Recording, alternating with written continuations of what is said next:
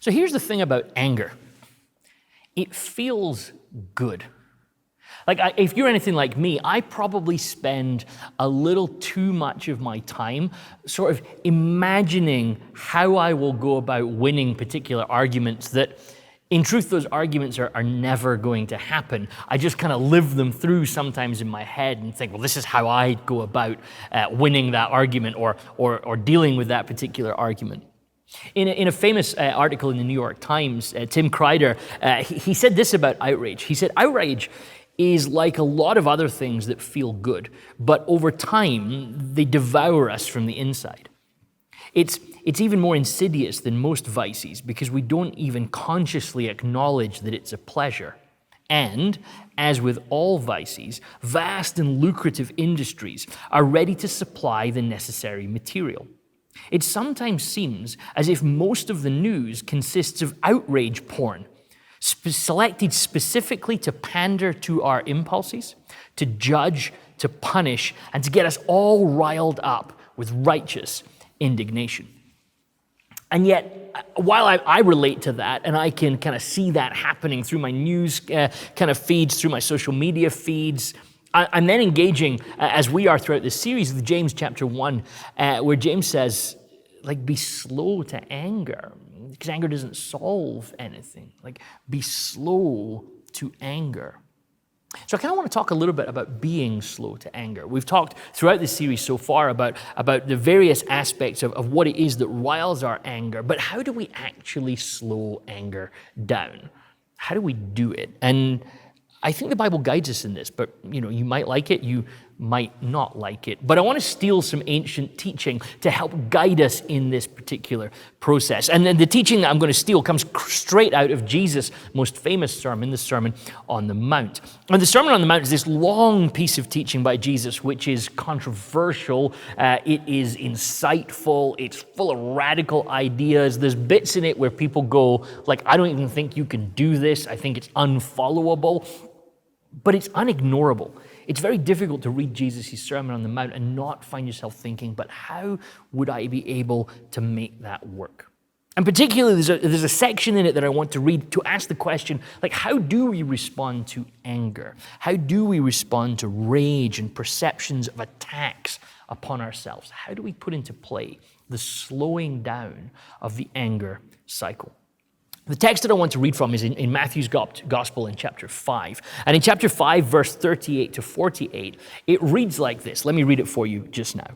You have heard that it was said, eye for eye and tooth for tooth. But I tell you, do not resist an evil person. If anyone slaps you on the right cheek, turn to them the other cheek also. And if anyone wants to sue you and take your shirt, hand over your coat as well. If anyone forces you to go 1 mile, go with them 2 miles.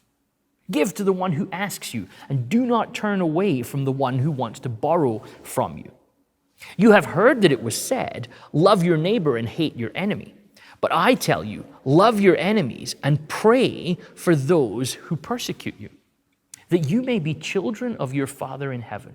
He causes his sun to rise on the evil and the good, and sends rain on the righteous and the unrighteous. If you love those who love you, what reward will you get? Are not even the tax collectors doing that? And if you only greet your own people, what are you doing more than others?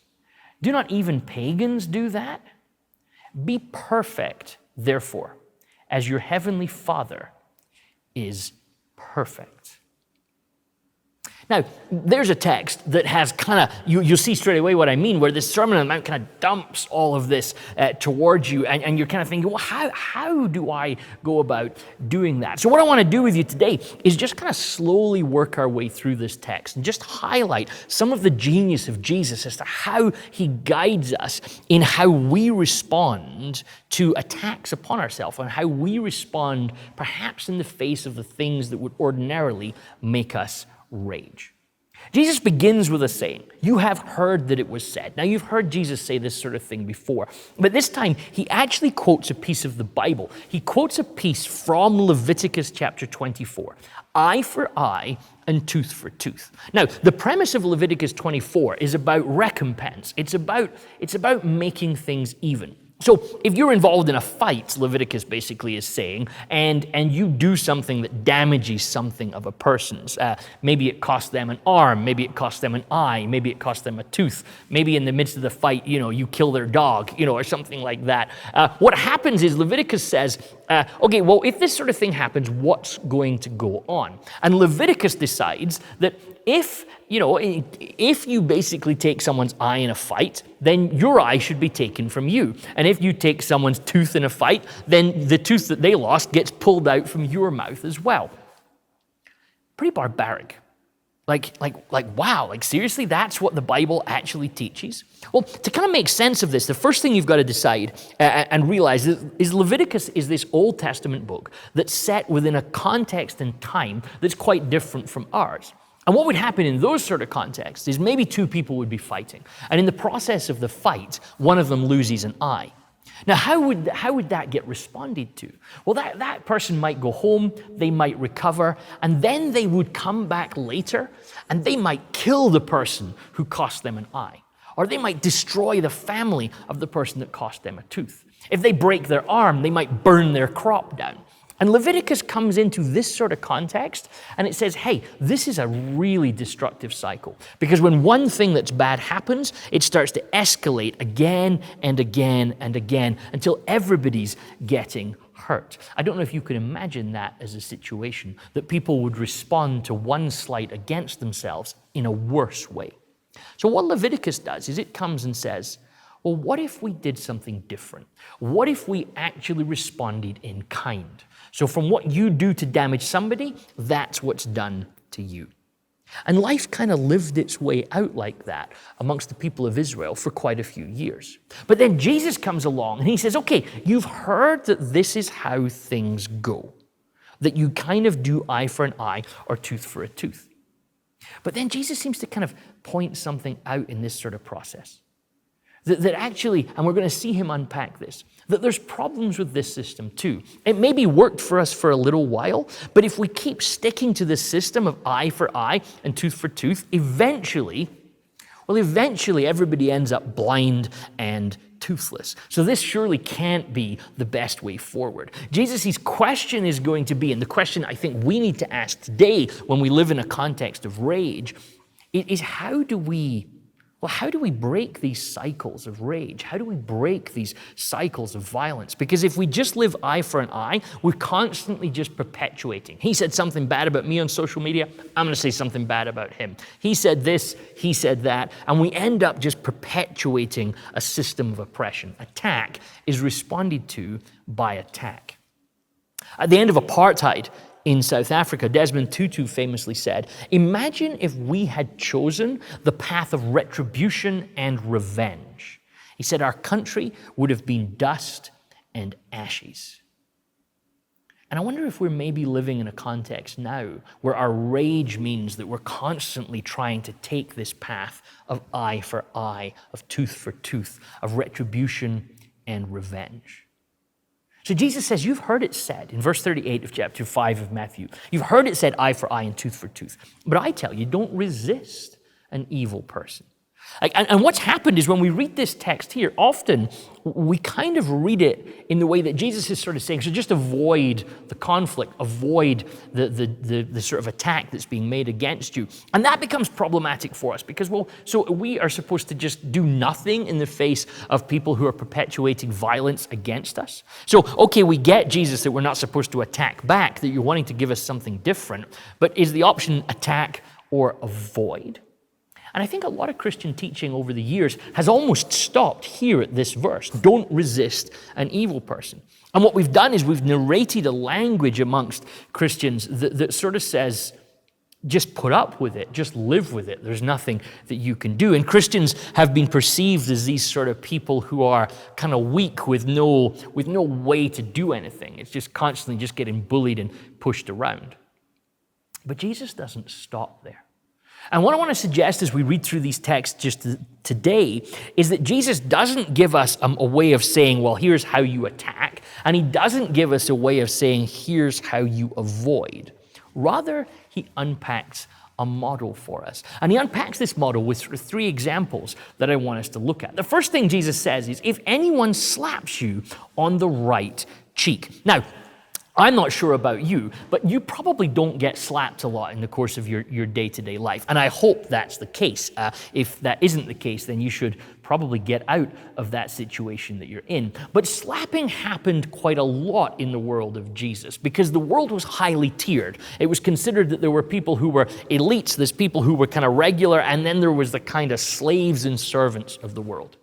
And so what you actually find, particularly amongst the people of Jesus, the people of Israel at the time of Jesus, they had rules about slapping, which I know sounds kind of out there for us in the contemporary world, but they actually had sort of governance as to how you could go about slapping. Now, you want to just pay a little attention to this. Jesus says, if anyone slaps you on the right cheek. Now, this is quite interesting for us to engage with here. And here's some of the rules that you need to know about to make sense of this passage. The first thing is, you can only slap someone. You can only hit someone. And the translations helped us here a little bit by pointing out that it's a slap that's going on. But you can only hit someone with your right hand. In the time of Jesus, basically, hands were given designations as to what they were for. And you divided your hands up into, you had a right hand, which was for eating and socializing type things. And then you had a left hand, which was for toilet-related duties. Let me just be really careful with my words here. And so you basically meant that you would touch people with your right hand, but never with your left hand. In fact, in the kind of time of Jesus, there are rules that tell us that if somebody was to kind of strike you with their left hand, like they would be very seriously censured about that. That was just out of order. So, first thing you have to know is you have to hit somebody with your right hand. Now, the text here tells us it's a slap on the right cheek. Now, because realistically, if you can only hit someone with the right hand and you go to slap them, the only way you can slap them is kind of with the back of your hand across their right cheek. Slaps this way were considered also really inappropriate. The idea of slapping someone with your open-faced hand, the area that you eat with, was really not considered okay. So, essentially, if you're going to strike someone, you've got two options. You can slap them with the back of your hand, or you can punch them in the face. Now, once again, there are rules in the society about this. There are social constructs and norms that tell us how to behave.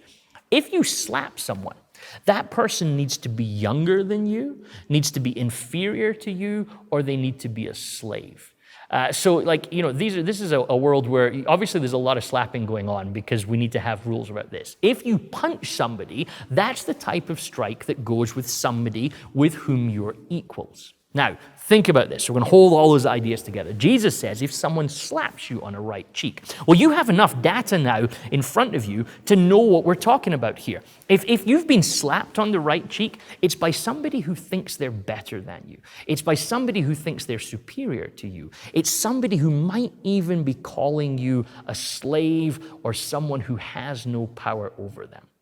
So what do?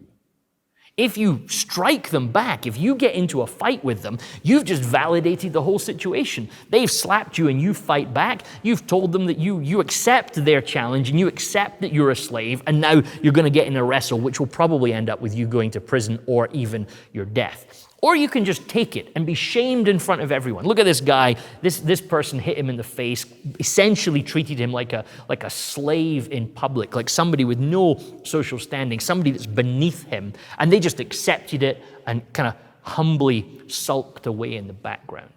Can you attack back and probably die? Or do you essentially avoid it and have nothing left to do? Or there's another way. Jesus says, if anyone slaps you on the right cheek, turn to them the other cheek also. So you've been slapped across the side of your right cheek. What are you going to do? What are you going to do? Are you going to fight back? Are you going to run away? Jesus says, turn your left cheek towards them. Now, I don't advise you do this in the modern world because we don't have these rules about slapping.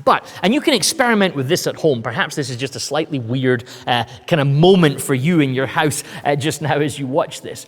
But if you're only allowed to slap somebody with the back of your hand or a punch, how are you going to hit them on their left cheek?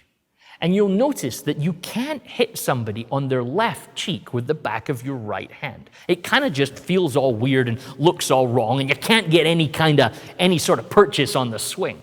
The only way to hit someone on their left cheek with your right hand is with the inside of your hand, which you're not allowed to do, or as a punch. Think about what Jesus has just done.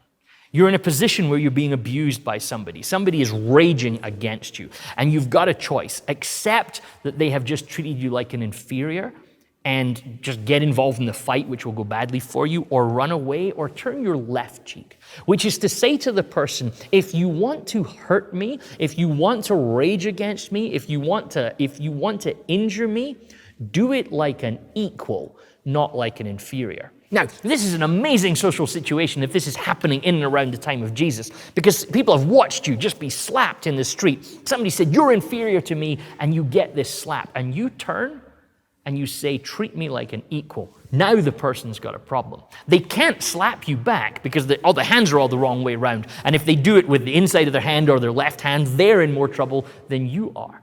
If they punch you on your left cheek, they've just admitted that they should never have slapped you in the first place. At which point, again, the kind of opinion of anybody nearby will be that you are so out of order for slapping this person that you actually admit is an equal. So what will actually happen is the person who is abusing you is forced to admit that they did wrong by you. They're forced to admit in the presence of everybody else that they can't continue this fight, that they were out of order. You've moved yourself from being a slave in their eyes to being an equal. Jesus shows us a third way of dealing with an oppressor. Not to attack back, not to run away and avoid it, but a way that moves you into a human space in front of this person. But Jesus isn't finished. He then says, well, what about if anyone wants to sue you and take your shirt? I'll hand over your coat as well. Now again, think about this situation. You get taken to court. The Old Testament allows for this sort of situation, that if you've found yourself in a situation that you owe somebody some money, or you have got yourself into some trouble, that you're out of finances and somebody wants to sue you, the Old Testament allows for a situation that you can sue the shirt off someone's back. There were all sorts of rules about this, of course. If you sued the shirt off your shirt, you're so poor that all you can give that person is your shirt. You're allowed to go to that person's house at nighttime and borrow your shirt back for the evening to stay warm before returning it the next day back to them. However, there's more to it than this. In ancient times, nakedness was considered shameful.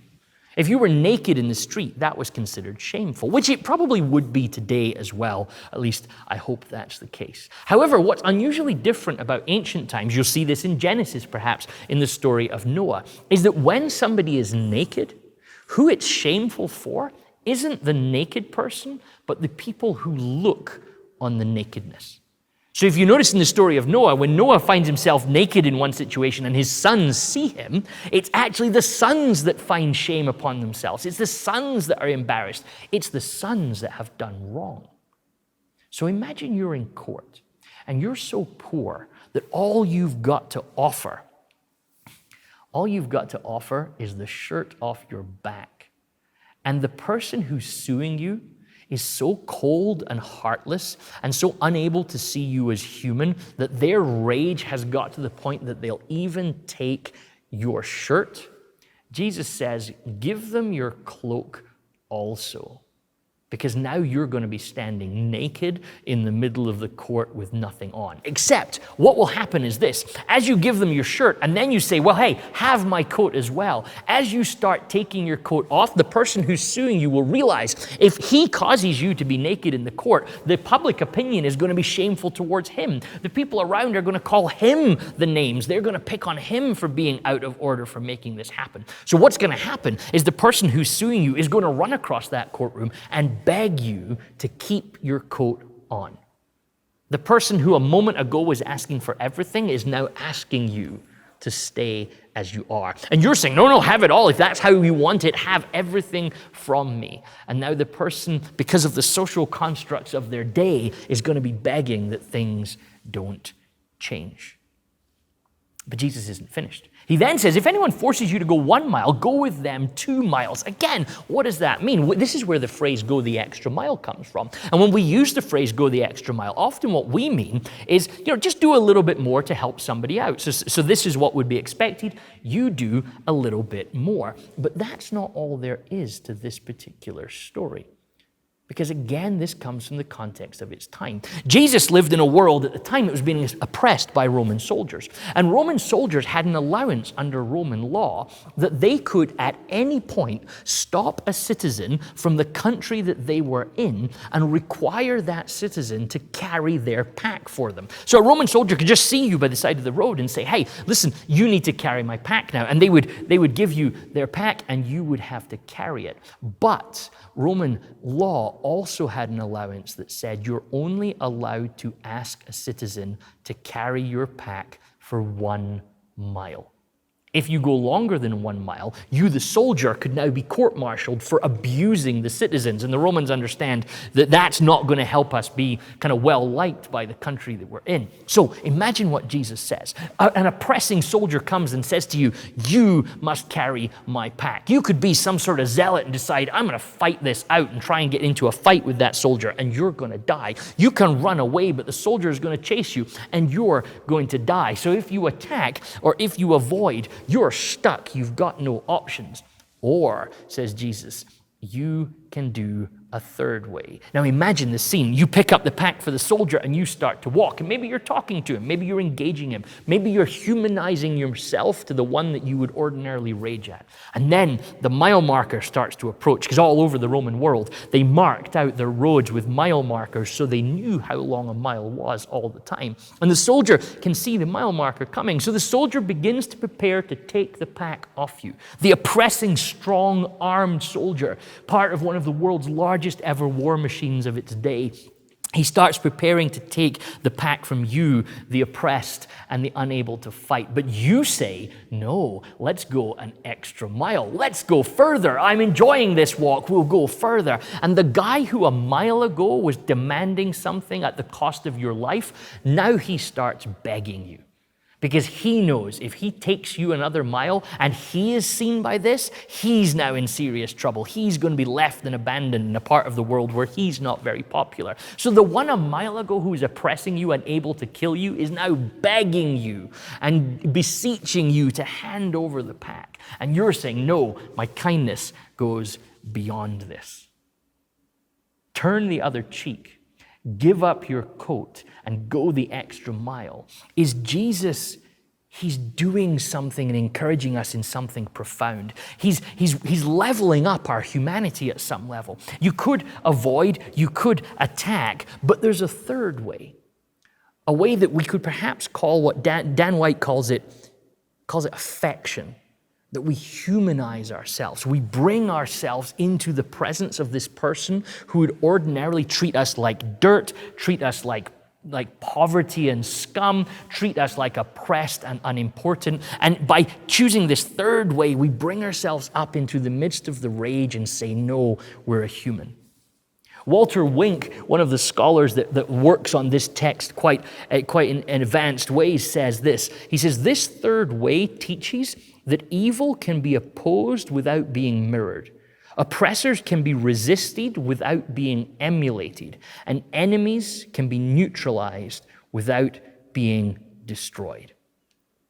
The third way, it forces us to acknowledge that we're all human. It forces us to acknowledge that we have shared being. And it asks us to be creative in the face of a cycle of rage. It asks us to think, not simply attack or avoid, but what is the creative space that I can occupy that doesn't just offer more rage and violence back into the mix, but offers a different way. Tim Kreider, again in the New York Times article, says this: one reason we rush so quickly to the vulgar satisfactions of judgment and love to revel in our righteous outrage is that it spares us the impotent pain of empathy and the harder, messier work of understanding. But you see, Jesus calls us to the way of the cross. And the way of the cross is a way that does something different, creative, surprising, unforeseen. Nobody thought that's how you work with your enemies. We assume Jesus came to destroy his enemies, and Jesus did come to destroy his enemies. He came to destroy them by making them his friends, by drawing them into himself with his love. And the third way essentially calls us to the creative power of living out Jesus' way. And so he continues in verse 43, "You have heard it said, love your neighbor and hate your enemy." Well, that's easy, Jesus said. Everybody does that. Even the worst person you can think of, which in his day was tax collectors. They weren't well liked in the time of Jesus. I don't know if you can imagine that. And in Jesus' day, you had these tax collectors, and they were considered to be the worst of the worst. And Jesus says, even tax collectors are nice to their friends. But you are called to something bigger than that. Because if God causes the sun to rise on the evil and the good, and rain to fall on the righteous and the unrighteous, then God is treating everybody equally. Why? Because they're all humans. So Jesus redefines the contemporary notion of what it looks like not to just be with your neighbor, but to be with your enemies.